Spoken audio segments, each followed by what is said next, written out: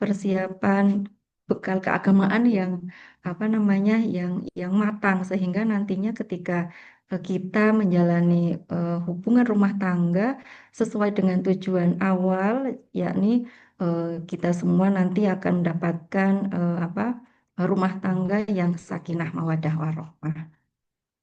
Baik, kondisi keluarga yang ideal. Nah, ini nanti bahwa semua keluarga atau pasangan baru pastinya menginginkan sebuah kondisi keluarga yang ideal atau kalau dalam istilah pernikahan itu disebut dengan maslahat. Secara bahasa, maslahat itu berarti kebaikan, kemanfaatan atau sesuatu yang membawa maslahat.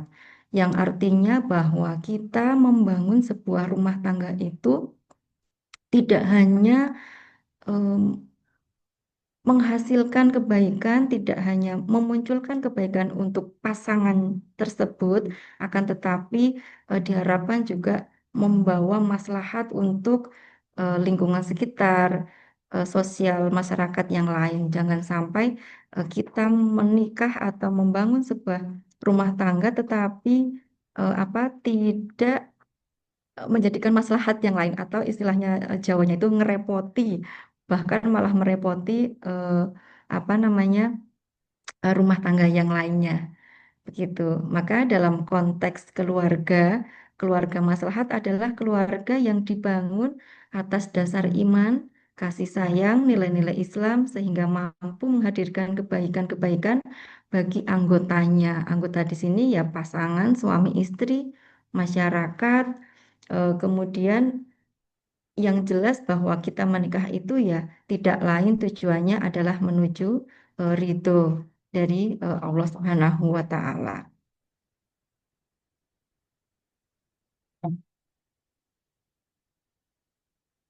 Kemudian apa saja atau unsur-unsur apa saja yang harus dipersiapkan untuk membangun sebuah rumah tangga? Yang pertama bahwa kita membangun rumah tangga itu pastinya harus berlandaskan dengan iman dan takwa.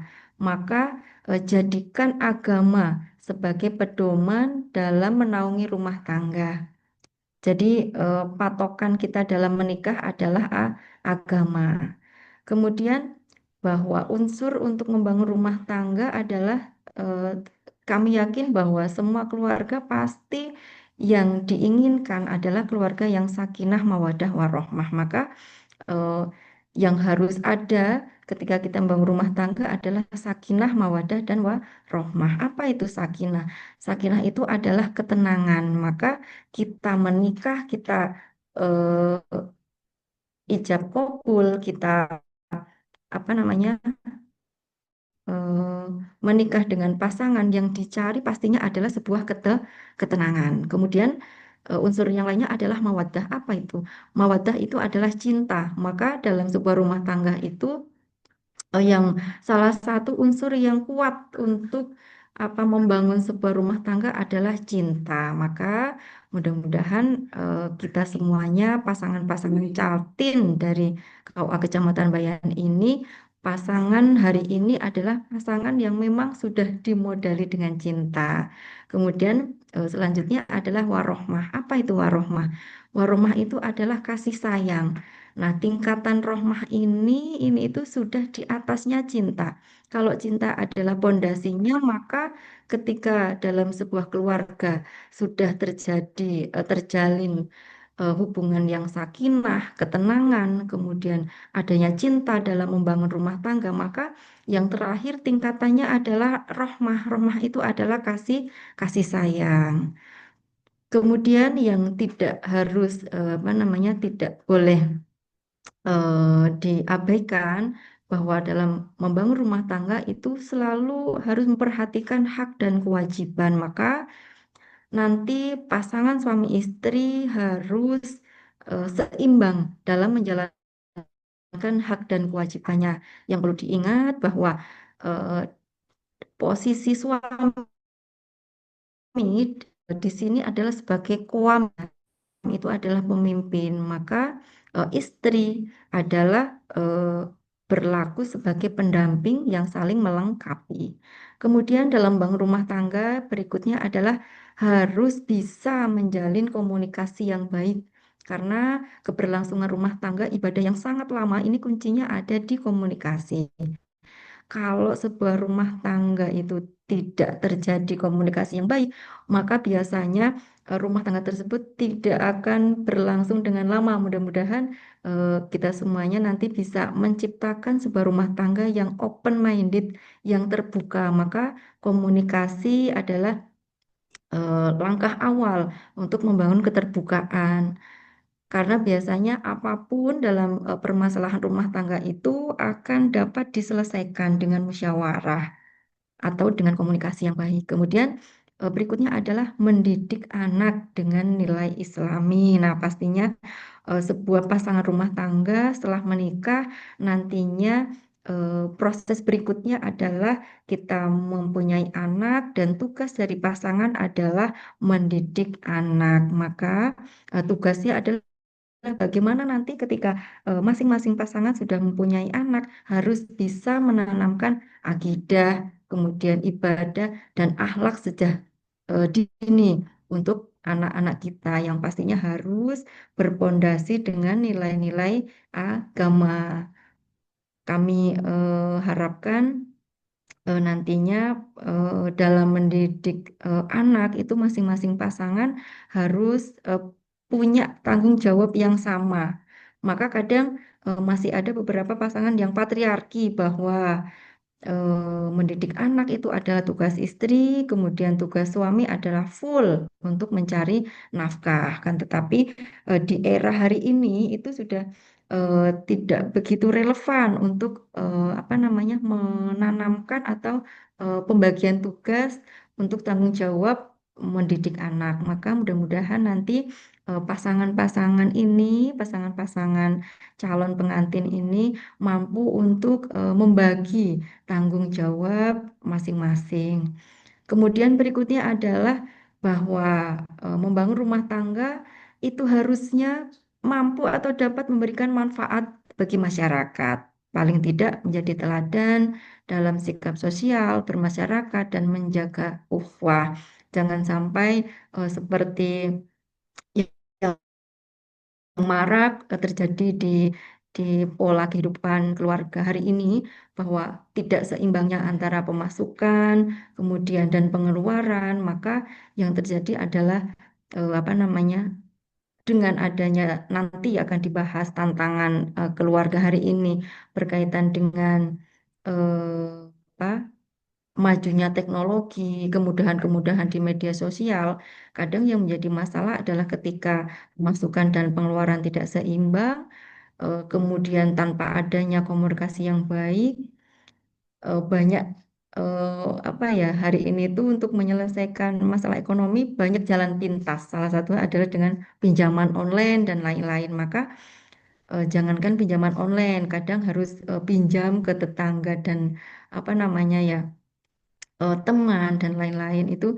eh, paling tidak eh, mumpung masih awal mudah-mudahan kita semuanya bisa memanajemen agar keluarga kita tidak menyusahkan keluarga lain tapi memberi manfaat untuk keluarga yang lainnya.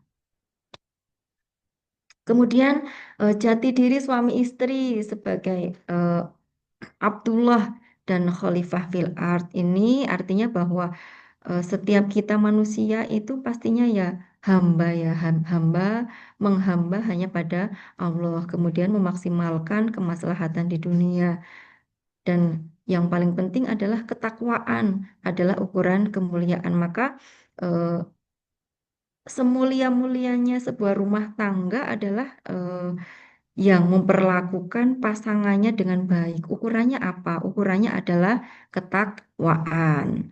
Karena eh, manusia sebagai makhluk Allah itu ya harus menjaga hubungan fisik dan juga apa harus apa ya menebalkan spiritualitas. Karena yang namanya rumah tangga itu kalau tidak dipedomani dengan agama yang kuat ya kadang tidak dapat berlangsung dengan lama. Lanjut, Mas. Kemudian, nah ini yang paling penting adalah pondasi dalam perkawinan. Apa yang menjadi pondasi dalam sebuah perkawinan untuk pasangan-pasangan muda yang baru akan melaksanakan ijab kabul. Nah, maka yang perlu dipersiapkan adalah satu akidah yang kuat. Karena akidah yang kuat adalah menjadi pondasi yang utama yang kemudian nanti harus diikuti dengan ibadah yang istiqomah. Karena yang namanya penguatan ruhiyah, penguatan batin, penguatan mental, penguatan spiritual adalah bekal yang pokok. Kemudian pondasi yang berikutnya adalah akhlak yang mulia. Akhlak yang mulia, sopan santun, saling menghargai terhadap pasangan adalah menjadi sumber perekat hubungan. Karena kadang yang menjadi lamanya sebuah ibadah yang eh, bahkan waktunya nanti sampai maut memisahkan ya harapannya. Maka yang perlu dijaga adalah sikap sesama pasangan, saling menghargai, saling menghormati. Kemudian pondasi yang berikutnya adalah ekonomi yang halal dan berkah. Lah ini ekonomi yang halal dan berkah. Maka ukurannya dalam memanajemen ekonomi dalam perkawinan atau pernikahan itu bukan banyaknya angka rupiah yang didapat nih, tapi eh, kehalalan dan keberkahan dari rezeki yang atau nafkah yang akan diberikan untuk pasangannya. Karena kalau menuruti hawa nafsu itu, yang namanya kebutuhan ekonomi itu sangat tidak terbatas. Padahal alat untuk pemenuhan kebutuhan itu batas. Maka acuan dalam rumah tangga itu ya jangan harus banyak, tetapi cukup. Nah, ini cukup. Maka kalau mindset kita dalam menjalankan memanajemen keuangan rumah tangga itu cukup, insya Allah nanti akan dijauhkan lah dari hal-hal perselisihan. Karena yang namanya kebutuhan itu nantinya luar biasa ketika kita sudah apa namanya sudah eh, yakin untuk melaksanakan pernikahan atau membangun hubungan sebuah rumah tangga. Kemudian pondasi yang berikutnya adalah pendidikan anak yang benar. Nah, nanti mudah-mudahan kita semuanya mampu untuk membekali anak-anak kita supaya dapat melahirkan generasi yang soleh dan solihah.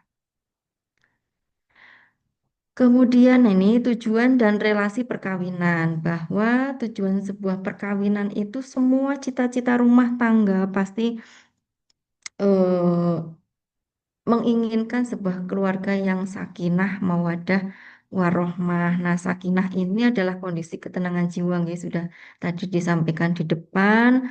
Kemudian dalam sebuah relasi perkawinan itu mensyaratkan setiap pihak itu harus mampu menjaga dan mampu apa namanya ya mengkomunikasikan semua bersama dengan modal tadi pondasinya adalah mawadah dan warohmah. Kalau sebuah rumah tangga sudah muncul sakinah, ketenangan, saya yakin masing-masing pasangan kenapa akhirnya memilih pasangan hari ini yang akan dijadikan sebagai pasangan seumur hidup, pasti paling tidak sudah nyicil bahwa oh saya besok kalau menikah dengan si A, saya besok menikah dengan si B, itu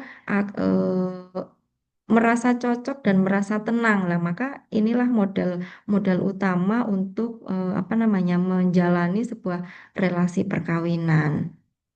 Lanjut.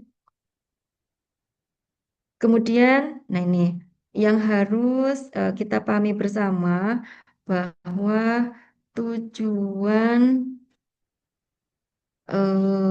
kita menikah. Nah ini tercantum dalam Quran surat Ar-Rum.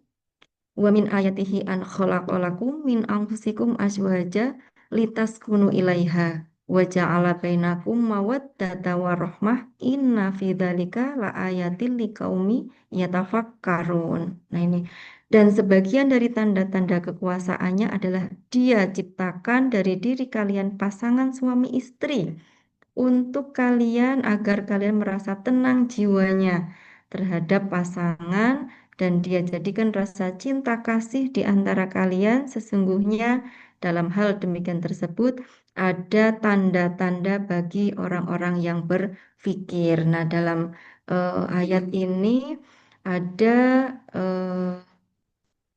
ayat kholako. Kholako itu menciptakan dan yang menciptakan ini siapa? Yang menciptakan ini ya Allah. Maka pasangan kita yang namanya rezeki, mati, kemudian rizki itu sudah jodoh itu sudah eh, diplot. Nah, istilahnya gitu sudah ditentukan oleh Allah Subhanahu wa taala. Maka kita besok menikah dengan siapa, pasangan kita seperti apa itu kita tidak bisa mengelak bahwa itu sudah dipasangkan langsung oleh oleh Allah. Maka yang perlu dan yang bisa kita usahakan itu adalah waja'ala bainakum. Maka yang namanya sakinah, mawadah, warohmah itu masih bisa kita usahakan bagaimana me- eh, memunculkan keluarga yang harmonis, memunculkan keluarga yang terbuka itu bisa kita usahakan. Tetapi calonnya siapa, suami kita siapa, istri kita siapa itu sudah Allah tentukan. Maka yang perlu kita lakukan hari ini ya adalah menciptakan rasa cinta, menciptakan mawaddah, menciptakan warohmah untuk eh, memenuhi target. Targetnya adalah keluarga yang sakinah, mawaddah, warohmah itu sendiri. Lanjut, lanjut aja Mas. Nah, dalam sebuah hubungan pernikahan itu ada 5 pilar pernikahan. Ada 5 pilar yang menjadi pondasi. Yang pertama adalah misakon kholido, kemudian zawas atau berpasangan, kemudian muasaroh bil ma'ruf, kemudian musyawarah, kemudian tarodin atau saling ridho. Nah, nanti kita jelaskan masing-masing.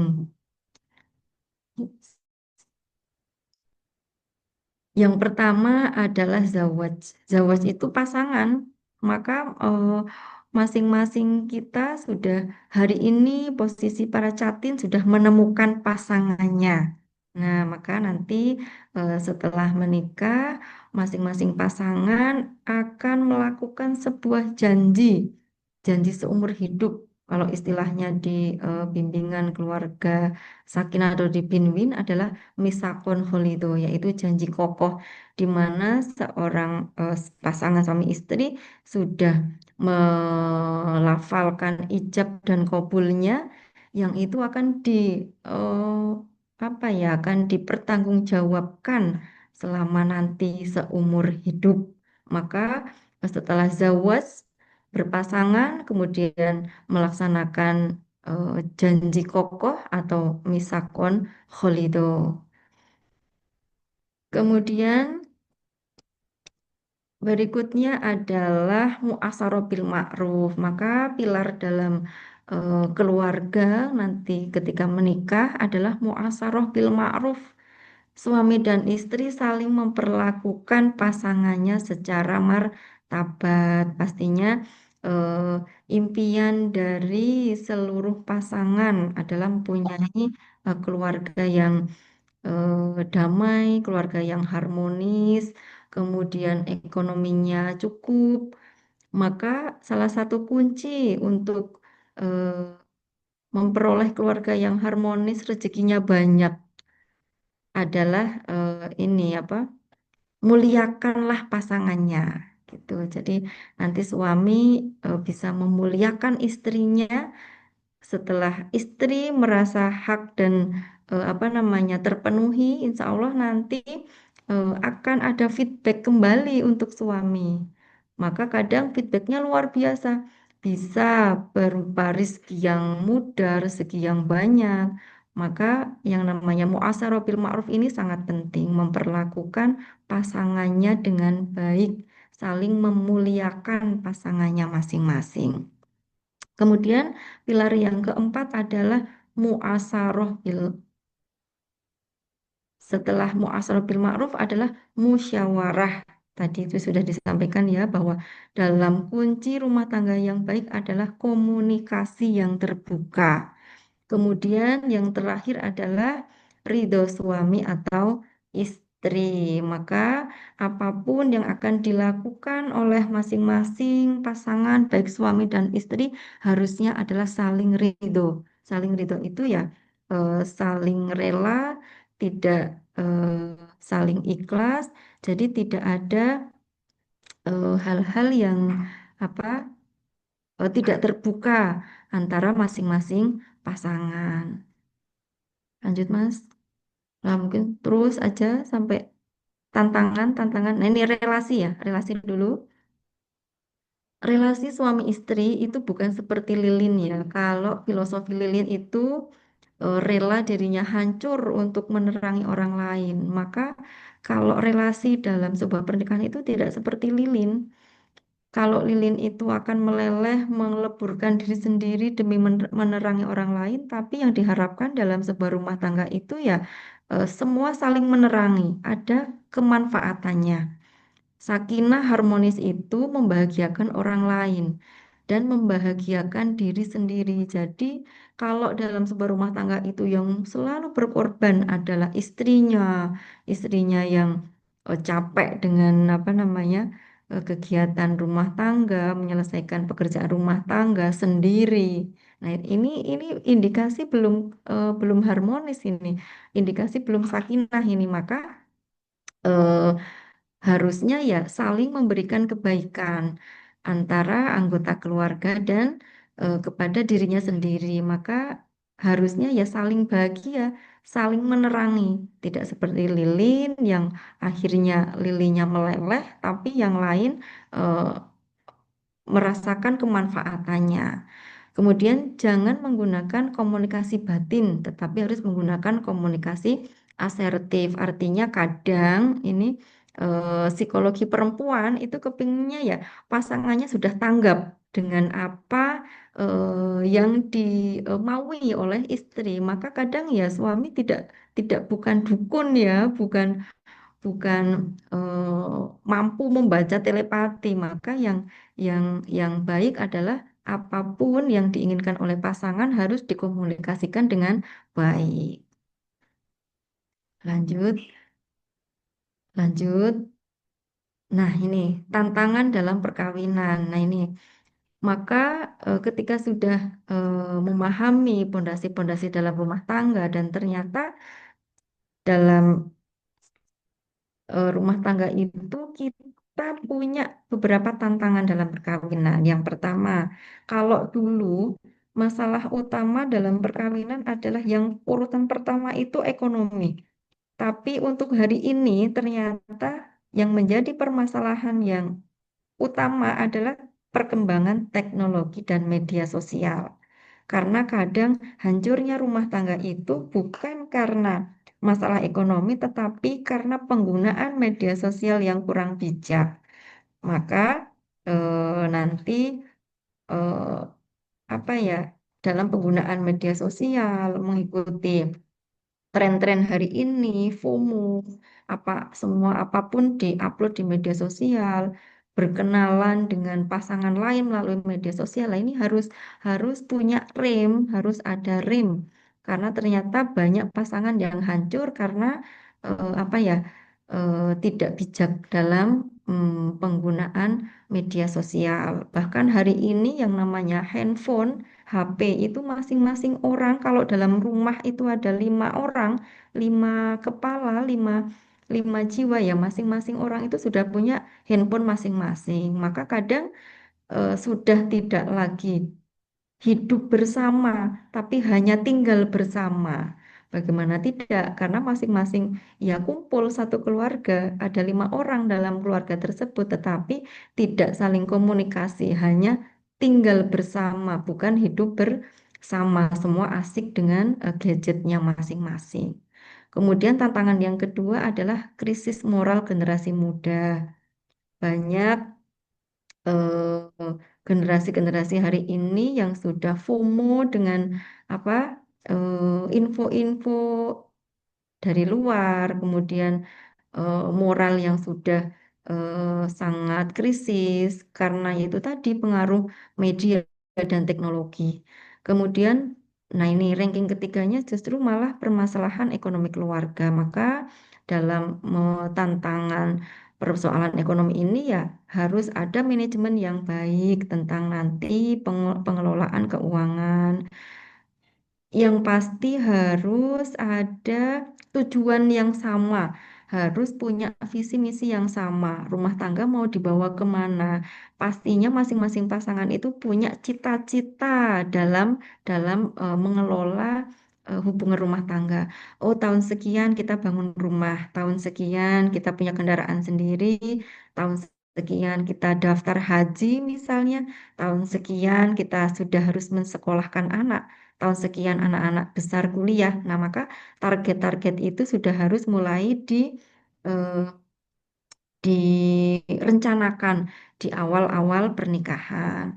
Kemudian tantangan yang berikutnya adalah kurangnya komunikasi dalam rumah tangga. Lah ini alat komunikasi sekarang sudah banyak, tapi kadang sibuk dan asik dengan gadgetnya masing-masing, malah kadang satu rumah aja apa untuk komunikasi tidak saling bertatap muka, tapi cukup melalui HP atau WA. Lah ini kan luar biasa. Maka tantangan dalam pernikahan, hubungan rumah tangga hari ini tuh ya, ya luar biasa. Harus pasangan-pasangan muda ini harus mampu untuk menyikapi tantangan-tantangan tersebut. Lanjut. Nah, ini strateginya bagaimana untuk menghadapi tantangan pernikahan yang sudah berbeda nih dengan rumah tangga yang dulu, ketika orang-orang tua kita atau pasangan-pasangan yang sudah lama itu sangat berbeda. Maka strateginya adalah yang pertama, niatkan menikah itu adalah ibadah, bukan hanya sekedar pemenuhan hawa nafsu. Maka spiritual, ibadah dalam keluarga itu ya harus eh, di apa ya ditanamkan dengan baik. Kemudian menghadirkan Allah dalam setiap keputusan keluarga. Apapun keputusan yang akan diambil, hadirkan Allah untuk apa namanya mengambil keputusan puncaknya bahwa semua apapun ya karena Allah, kita menikah ya karena Allah, kita mencari rizki ya karena Allah. Maka kalau sudah menghadirkan Allah dalam setiap keputusan, insya Allah nanti apapun yang kita lakukan sudah ada ukurannya, sudah ada rimnya.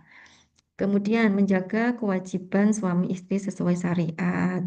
Maka yang diutamakan adalah bukan menuntut haknya, tetapi masing-masing sadar dengan kewajibannya masing-masing. Suami sadar dengan kewajibannya, istri sadar dengan kewajibannya, maka nanti hak akan mengikuti. Kemudian menanamkan nilai moderasi beragama dalam keluarga. Lah ini yang penting sesuai dengan apa program pemerintah hari ini bahwa penerapan moderasi beragama itu ya dimulai dari keluarga, bahwa masing-masing punya hak untuk memeluk agama, perbedaan agama. Mungkin ada pasangan yang apa namanya di luaran sana agamanya tidak sama dengan kita ya, maka kita ya tetap saling menghormati. Kemudian membiasakan musyawarah. Ini yang penting, kunci hubungan harmonis rumah tangga adalah musyawarah, komunikasi yang baik. Apapun dikomunikasikan tadi itu ya, tidak ada komunikasi batin. Maka jangan mengharapkan pasangan kita ngerti. Jangan mengharapkan pasangan kita itu tahu tanpa kita menyampaikan atau mengkomunikasikan apa yang kita inginkan. Seperti itu. Lanjut, lanjut, lanjut. Nah, dah, terima kasih. Itu yang dapat kita sampaikan. Mudah-mudahan harapan kita semuanya, mari kita ciptakan